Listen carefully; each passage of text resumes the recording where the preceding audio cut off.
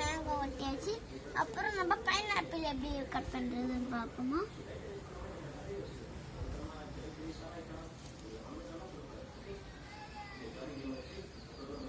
Okay, நம்ம pineapple வச்சுட்டு நம்ம கொய்யாக்காய் எப்படி எடுத்துன்னு பார்ப்போம்.